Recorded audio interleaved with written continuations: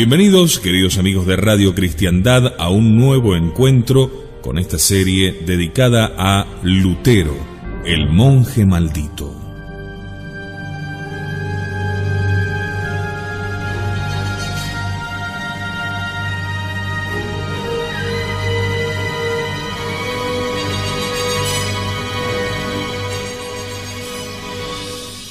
El primer concepto que Lutero se había forjado de la Iglesia había sido eminentemente espiritual.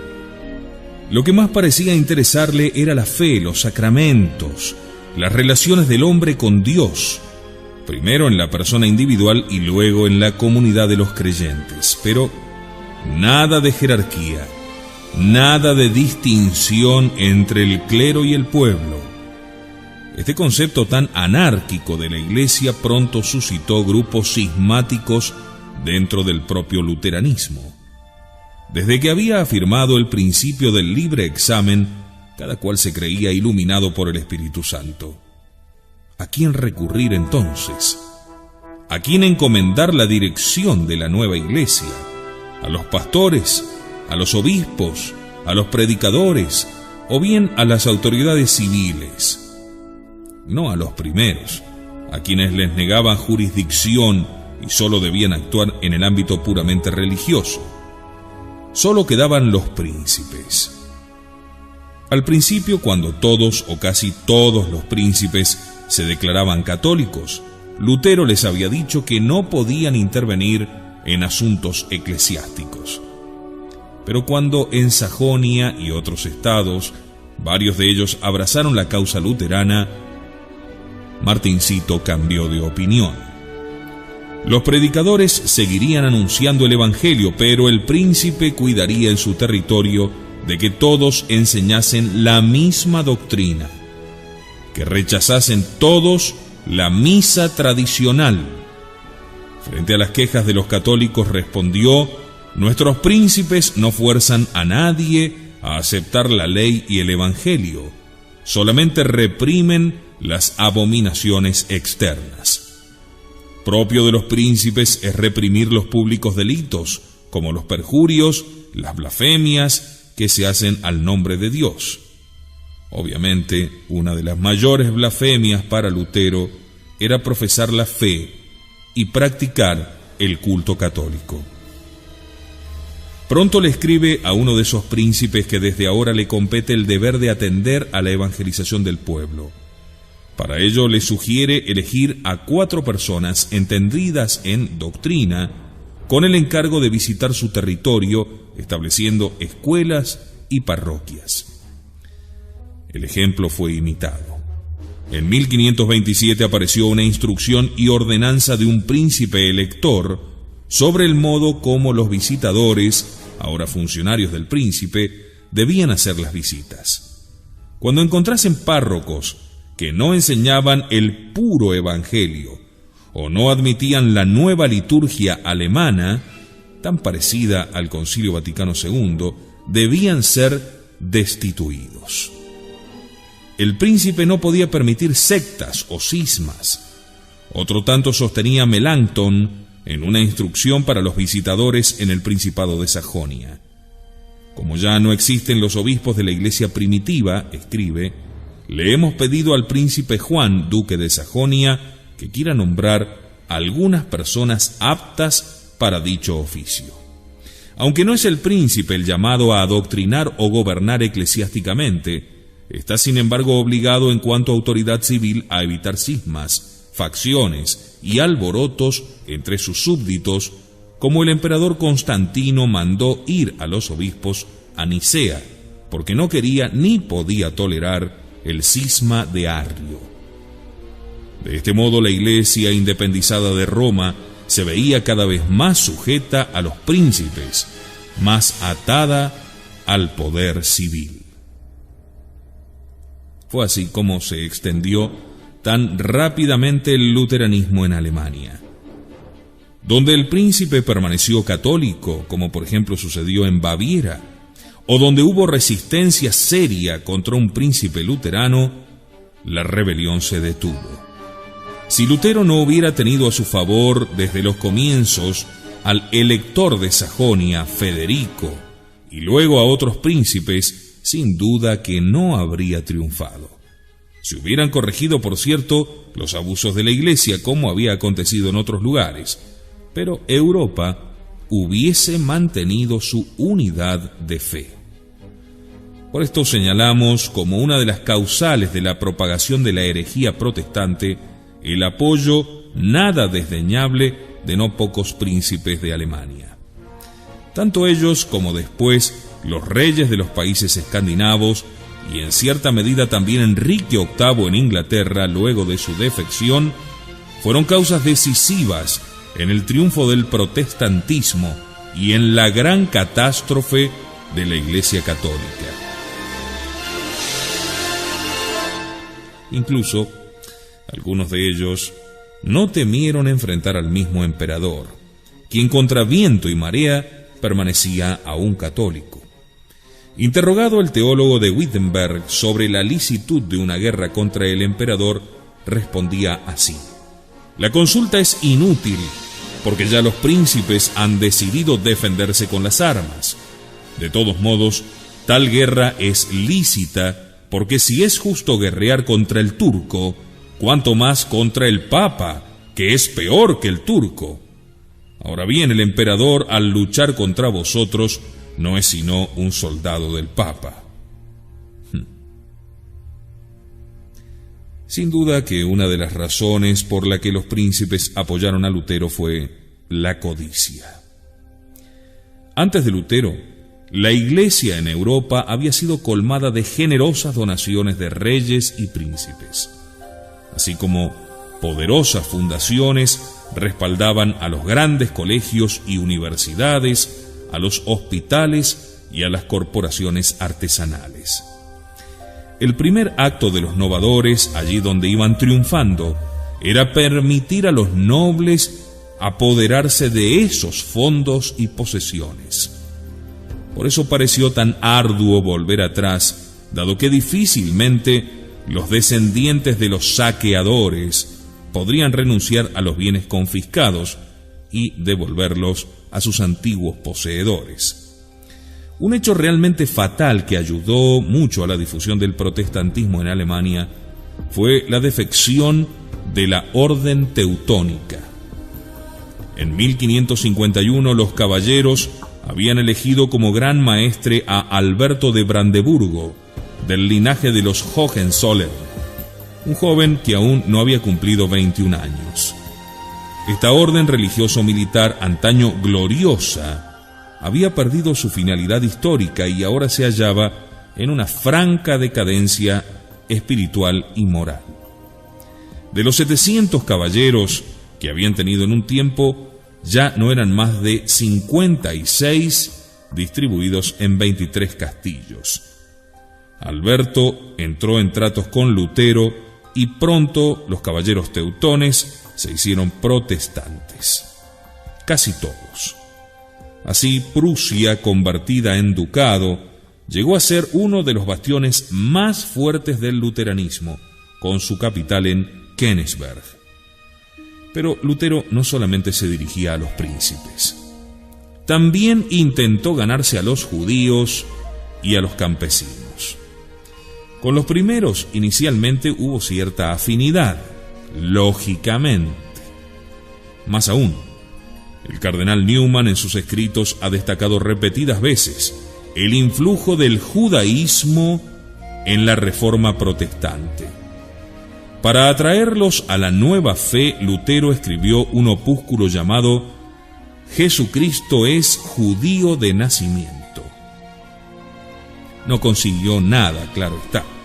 Al parecer, cuando entendió que los hebreos no se convertían en masa a la nueva religión, quedó desengañado, acabando por convertirse en el más encarnizado enemigo de aquel pueblo. De 1538 a 1542 publicó contra ellos 4 opúsculos de una agresividad sin igual, sin parangón. En uno de ellos decía Lutero: si un judío viene a pedirme el bautismo, se lo daré, pero enseguida lo llevaré sobre el puente del Elba le pondré una rueda de molino al cuello y lo tiraré al agua. Y en otro, dirá en otro pasaje Lutero, que se quemen las sinagogas y las escuelas de los judíos. Lo que no se puede quemar, que se lo cubra de tierra, que se lo sepulte de tal manera que jamás ya nadie encuentre de ello una piedra ni un desperdicio, que se derriben y demuelan sus casas, que se les quiten sus libros de oración y sus talmudes, que se prohíba a sus rabinos, bajo pena de muerte, comunicar sus enseñanzas, que se rehúse a los judíos todo derecho de amparo y de protección pública, que se les prohíba hacer comercio, que se apoderen de sus economías, sus joyas, su oro y su dinero, y si ello no es suficiente, que se los eche de todas partes como a perros rabiosos.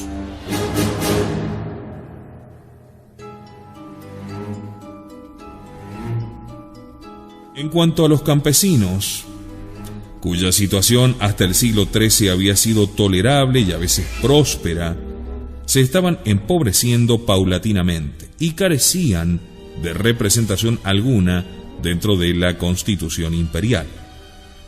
Los campesinos, para defenderse, recurrieron a la insurrección, máxime al ver que el emperador en su debilidad no podía protegerlos contra la nobleza. Así, luego de varias sublevaciones sofocadas, estalló durante los años 1524 y 1525 la mayor guerra de labriegos en la historia alemana. No fue por casualidad que el levantamiento estallara precisamente entonces, ya que veían en la lucha de los protestantes contra la Iglesia una ocasión para elevarse económicamente a costa de las posesiones y de los monasterios confiscados. Con este propósito se amotinaron en masa en toda Alemania, reclamando también ellos, aunque fuera de paso, algunas reformas religiosas, por ejemplo, poder nombrar a sus propios párrocos.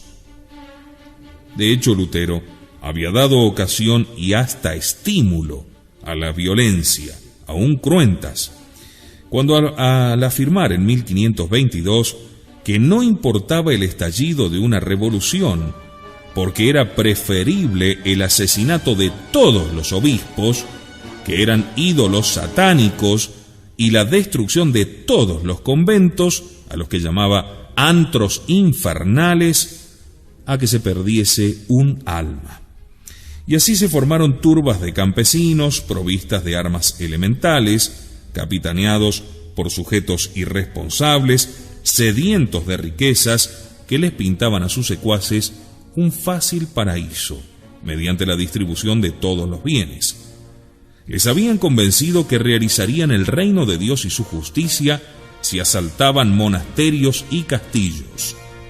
Más de 200 en Franconia quemaron iglesias, devastaron pueblos enteros, degollaron en nombre del Evangelio, de la fraternidad y de la libertad cristiana a los nobles, a los monjes y a cuantos se opusieran a sus deseos. Resultado de los pacíficos luteranos: en 10 años hubo más de 100.000 muertos. A veces los que acaudillaban estas turbas eran sacerdotes apóstatas o frailes escapados de sus conventos, como Pfeiffer o Münzer. De este modo, la guerra social se transformó en una guerra religiosa. Lutero al principio reconoció varias de las reivindicaciones de los aldeanos como justificadas, pero claro, cuando vio los estragos que causaban, incendiando cientos de castillos y monasterios, dañando bienes y atentando contra personas, allí lanzó un severo escrito juzgando negativamente su manera de comportarse. Pero ya era tarde, la guerra ardía. Münzer arengaba así en una carta a los mineros de Mansfeld: adelante, adelante, adelante, ha llegado la hora. Los impíos están acobardados como perros. No tengáis misericordia. Echad abajo la torre. Mientras los nobles vivan, no es posible que estéis libres de temor humano.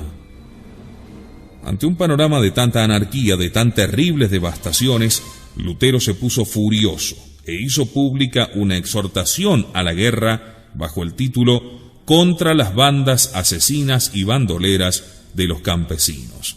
Ahora se dirigía a los príncipes y les decía: perseguidles y matadles como a perros rabiosos. Dios os lo premiará. Al sedicioso hay que abatirlo, estrangularlo y matarlo privada o públicamente, porque nada hay más venenoso, perjudicial y diabólico que un promotor de sediciones. De igual manera que hay que matar a un perro rabioso, porque si no acaba con él, acabará él contigo y con todo el país. Además, cubren estos con el Evangelio un pecado tan horrible y espantoso, haciéndose llamar hermanos cristianos, con lo que se hacen los mayores blasfemos y profanadores del santo nombre de Dios.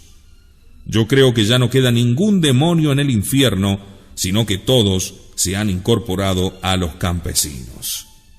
Así decía Lutero, luego de haber arengado él a los campesinos, arengaba ahora a la nobleza. Tratábase de más de 300.000 campesinos armados. La batalla más famosa fue la de Frankenhausen. Tomás Münzer, al frente de 8.000 hombres, trató de enardecerlos con palabras de la Escritura, pensando resistir a un aguerrido ejército de varios príncipes aliados. El caudillo rebelde fue vencido y condenado a muerte. Antes de ser decapitado, se arrepintió de sus pecados y murió con los sacramentos según el rito católico. La revolución campesina fue ahogada en sangre. Se calcula que en diversos combates los caídos sumaban hasta 150.000. Como podemos ver, la relación de Lutero con los aldeanos no fue muy buena que digamos. Con frecuencia los insultaba llamándolos cerdos, asnos, bestias, tarugos toscos, lo que no le atrajo la simpatía de la gente del campo. A pesar de ser hijo de campesinos, volvió finalmente las espaldas despectivamente a los humildes aldeanos y se puso bajo el ala de los príncipes.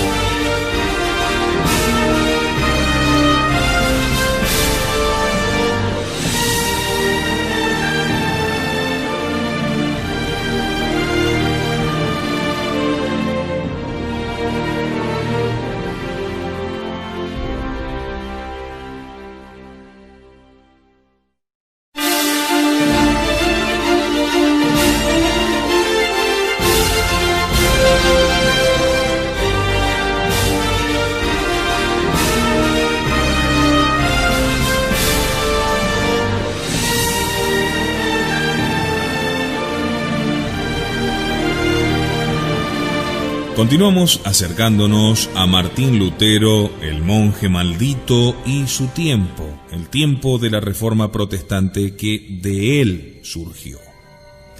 Y estamos viendo todos los acontecimientos que originalmente fueron complotando para que Europa explotara. Nos encontramos en 1526, justamente al terminarse la represión del levantamiento campesino.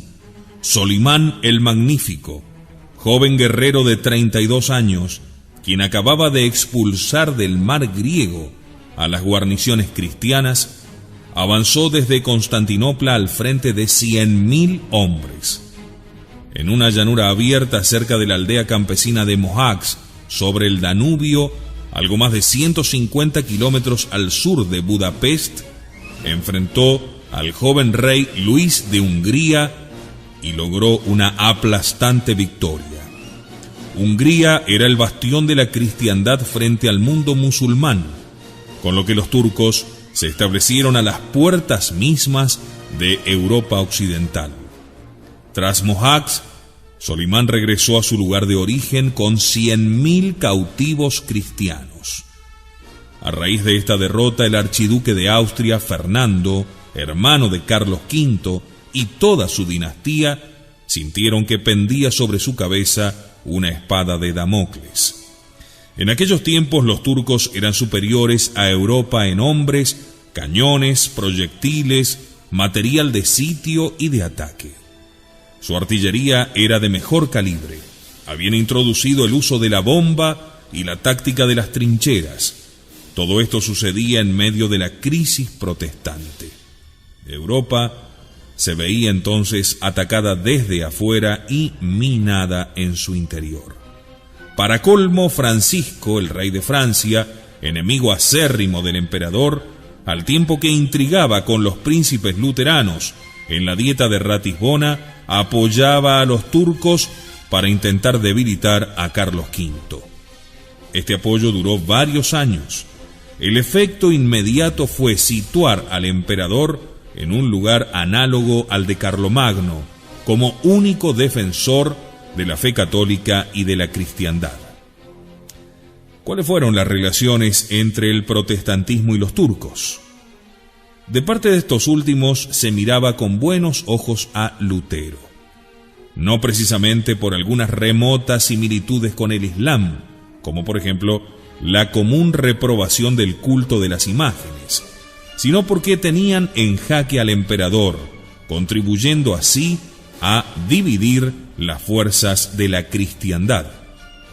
Soñando con la conquista de Europa, Solimán escribía a su aliado Francisco I, recientemente vencido por Carlos V: «Ensillado tengo el trotón día y noche y la espada al flanco». Fue aquí cuando se lanzó hacia Hungría.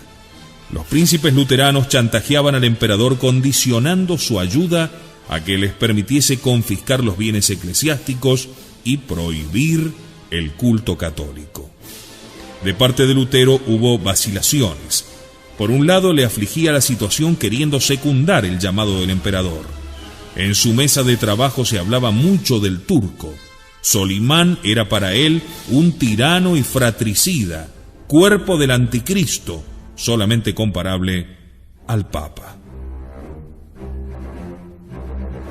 Frente al sultán, personaje apocalíptico, Lutero evocaba la figura de Carlos V, aureolado de luces bíblicas, pero por otro lado disuadía de escuchar la convocatoria del Papa a una cruzada.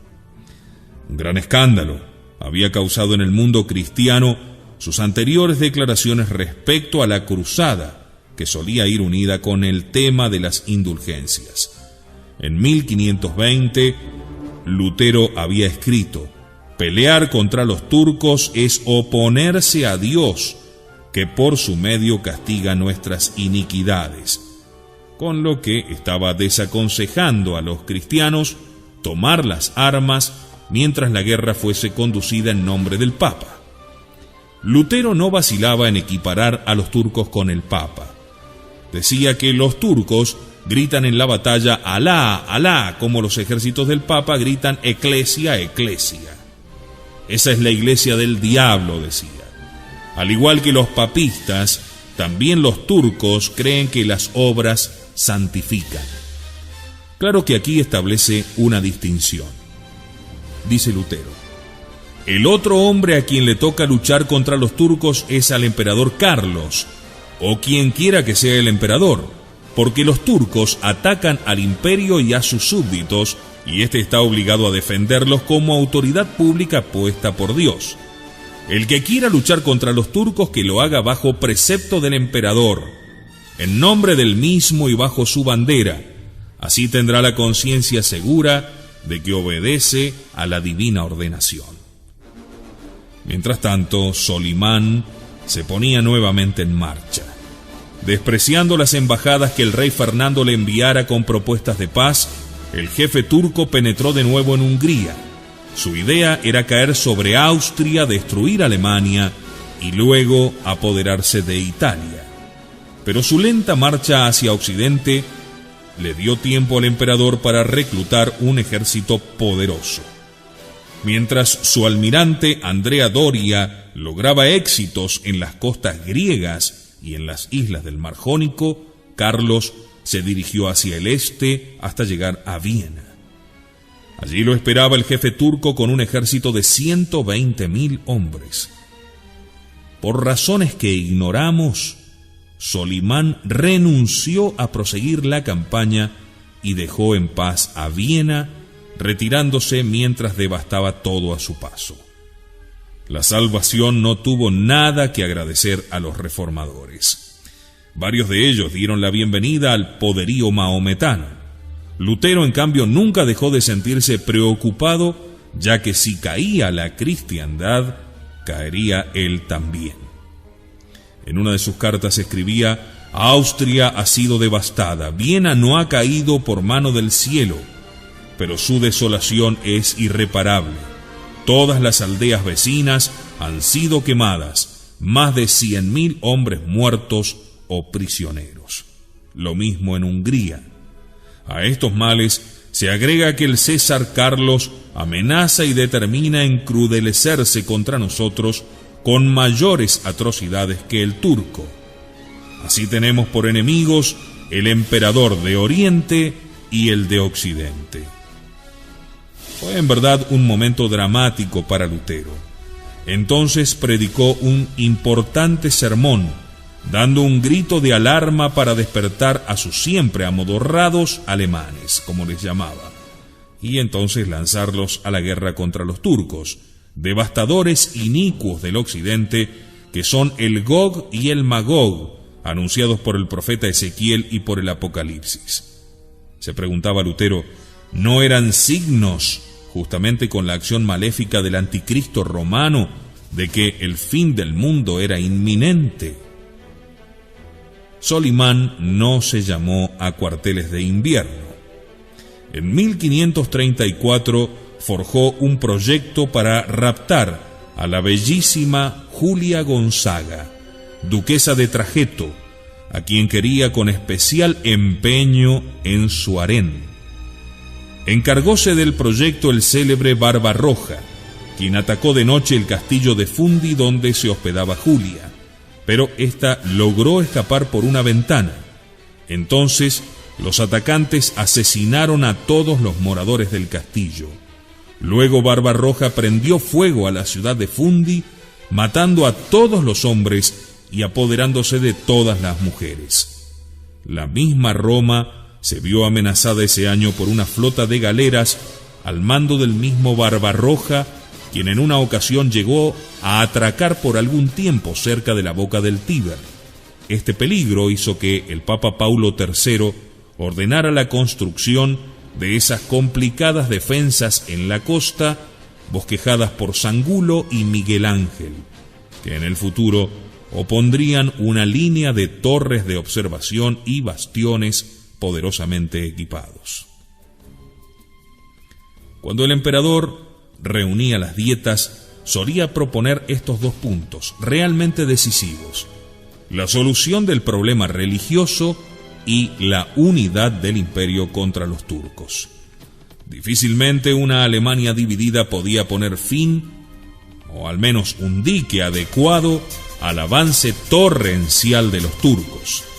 Más allá del desarrollo de las hostilidades, el hecho fue que la presión mahometana y sus éxitos militares, juntamente con la falta de apoyo de Francisco, fue lo que acabó por disminuir de manera estremecedora el ya declinante poder del emperador sobre los señoríos germánicos. Ello le ató las manos, haciéndole imposible toda reacción condigna a la gravedad de la amenaza protestante, lo que tuvo como consecuencia la ruptura religiosa avanzando en toda su extensión.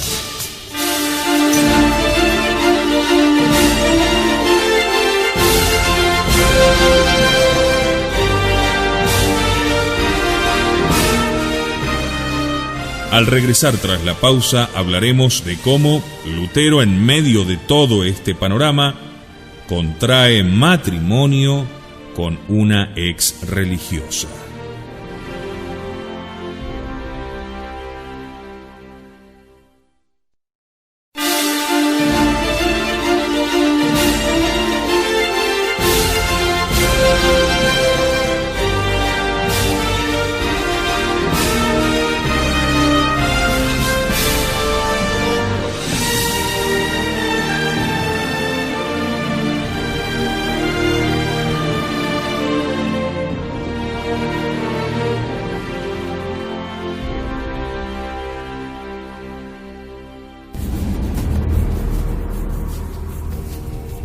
Acababa de terminar la guerra de los campesinos y estaba siempre pendiente la amenaza de la media luna.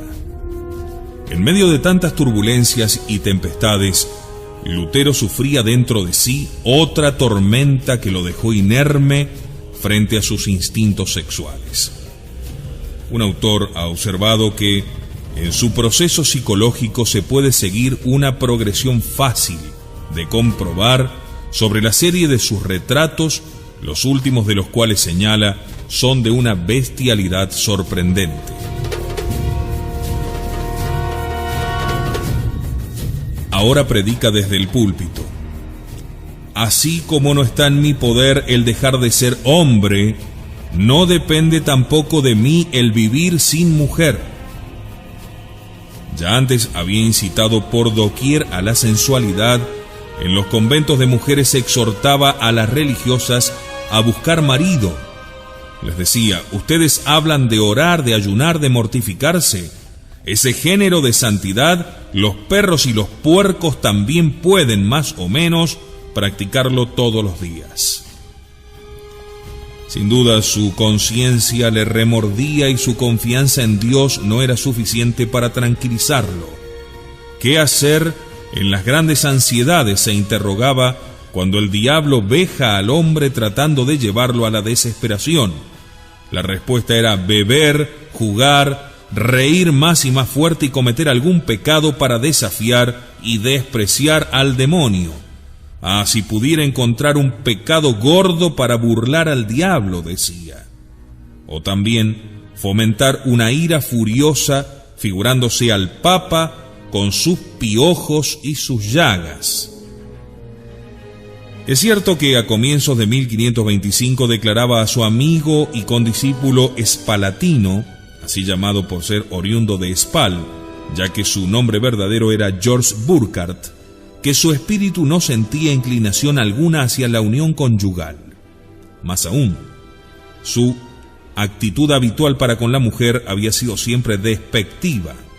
Opinaba, como ya lo hemos dicho, que la mujer solo servía para el matrimonio o para la prostitución, y que siendo su destino el dar a luz hijos, poco importaba que en ese quehacer consumiese su salud y su vida. Sea lo que fuere de ello, desde 1522, luego de haber abandonado la soledad de Wartburg, Lutero habitaba en el convento de los agustinos de Wittenberg.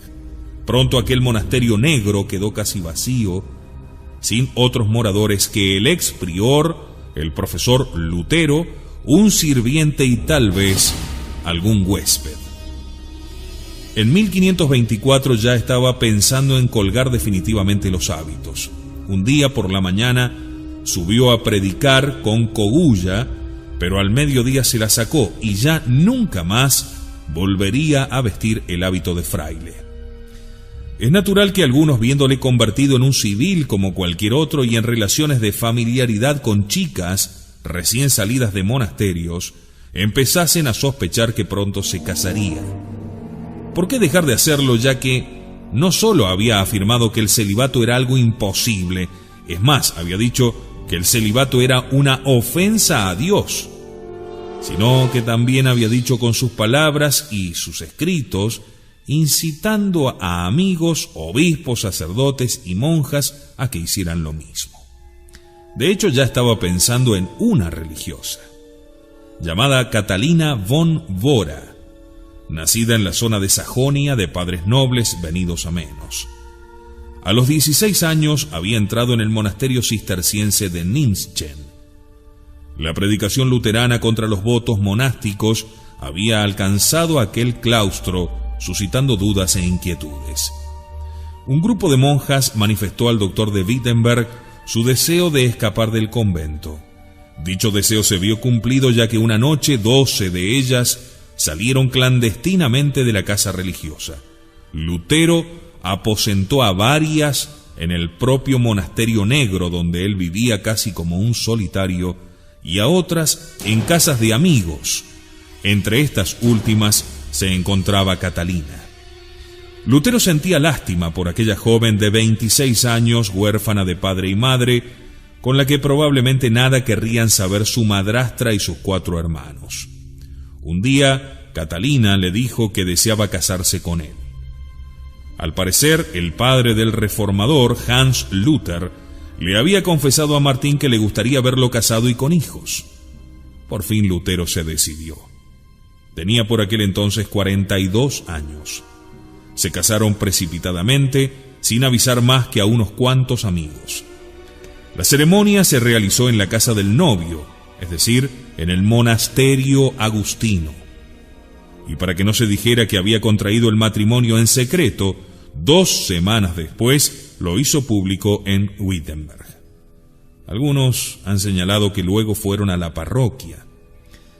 Como la liturgia luterana no estaba aún establecida, ignoramos de qué modo se desarrolló aquella ceremonia. Luego hubo en el monasterio, que sería la morada de los esposos, una fiesta nupcial, a la que asistieron el padre de Lutero y su mujer. Había allí barriles con diversos vinos.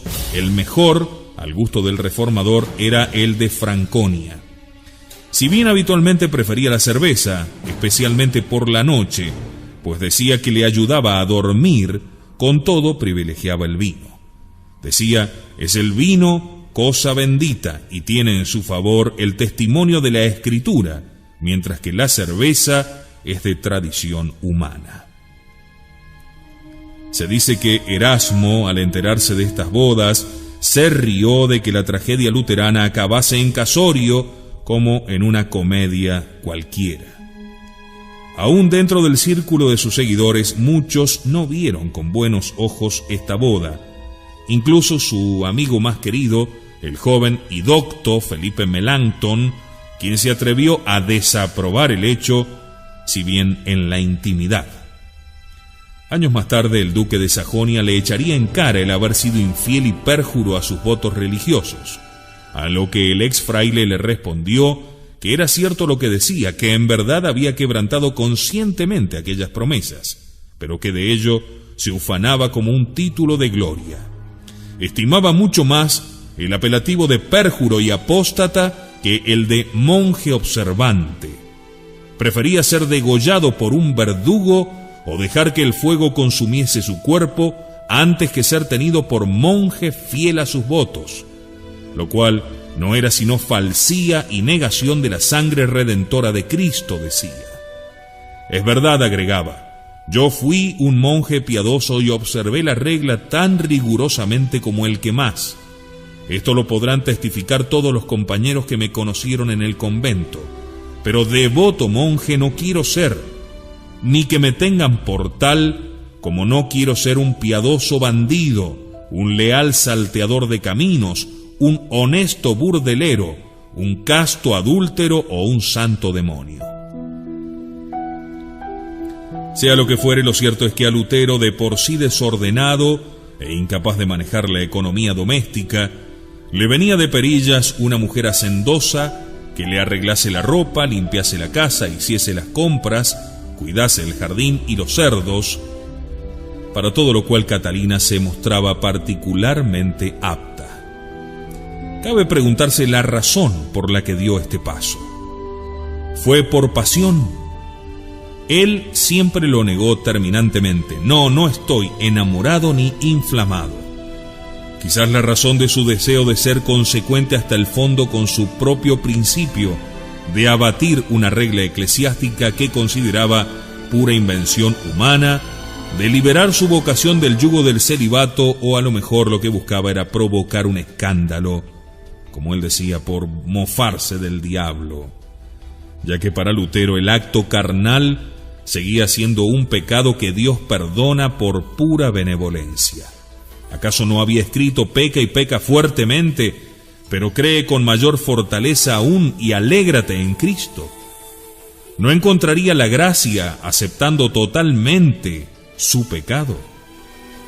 Todas estas razones juntas pudieron determinarle en esta dirección, y también, más sencillamente, la tremenda soledad que rodea al hombre cuando a su alrededor crecen las tinieblas del espíritu. Sobre ello escribió Enrique Bohmer: Lutero no se casó como el hombre normal propter opus, por amor, ni propter opes, por mejorar sus condiciones económicas, ni tampoco propter opem, o sea, por procurarse la ayuda de una mujer que le cuidase en sus últimos días, sino en primer lugar propter conscientiam et religionem, porque su conciencia le impelía a confirmar con la obra lo que enseñaba con la palabra, y luego propter diabolum et papam, para fastidiar al diablo y al papa.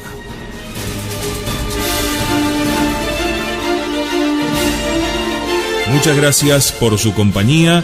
Seguiremos analizando esta parte importante de la vida de Lutero, que fue su matrimonio con Catalina von Bora, en nuestro próximo encuentro. Hasta entonces.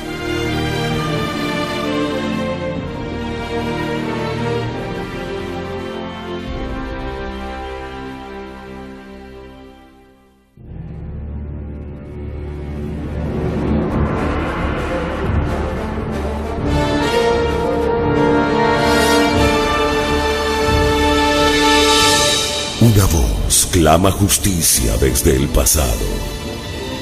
Una batalla despiadada se libra por las almas. Y usted, por primera vez, es testigo de ella. Los enemigos presentan batalla con el manejo del poder, la primacía del número, la conspiración del silencio. Una persecución implacable. Calumnias, difamaciones.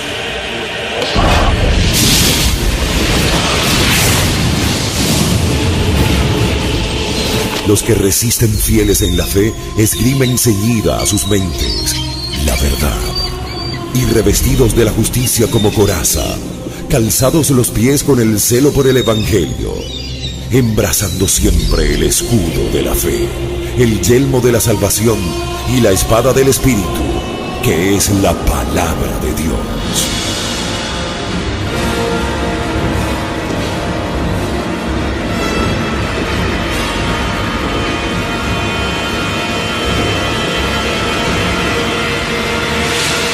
Estos son los tiempos que corren acelerados hacia la batalla final, en la que usted muy pronto dejará de ser testigo y se convertirá en miembro de uno de los dos bandos. Dos banderas, dos ejércitos. Uno es de Cristo, el otro va a la perdición eterna.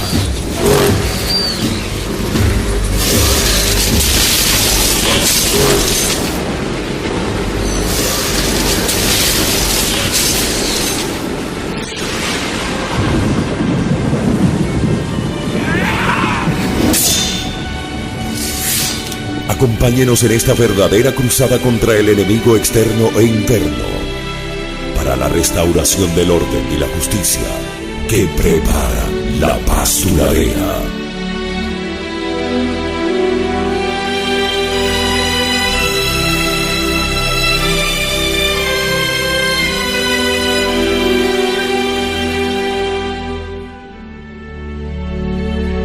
Esta es la voz de la tradición católica. Radio Cristiandad.